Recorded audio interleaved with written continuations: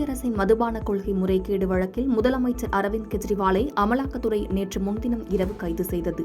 கைது செய்யப்பட்ட Kejriwal Delhi rose avenue நீதிமன்றத்தில் நேற்று ஆஜர்படுத்தப்பட்டார். அப்போது கெஜ்ரிவாலை அமலாக்கத்துறை காவலில் எடுத்து விசாரிக்க நீதிமன்றம் அனுமதி வழங்கியது. இதையடுத்து கெஜ்ரிவால் அமலாக்கத்துறை காவல் சிறையில் அடைக்கப்பட்டார். இந்நிலையில் அமலாக்கத்துறை தன்னை கைது செய்தது சட்டவிரோதம் என கூறி டெல்லி நீதிமன்றத்தில் அரவிந்த் கெஜ்ரிவால் மனு தாக்கல் செய்துள்ளார். மேலும் இந்த மனுவை அவசரமாக விசாரிக்க கோரி முறையிட்டார். ஆனால் மனுவை அவசரமாக விசாரிக்க வேண்டும் என்ற கெஜ்ரிவாலின் கோரிக்கையை டெல்லி உயர்நீதிமன்றம் நிராகரித்துள்ளது.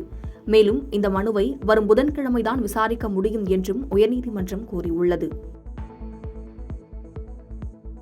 பாதகம் செய்பவரை கண்டால் நாம் பயங்கொள்ளலாகாது பாப்பா, மோதி மிதித்து விடு பாப்பா, அவர் முகத்தில் உமிழ்ந்து விடு பாப்பா.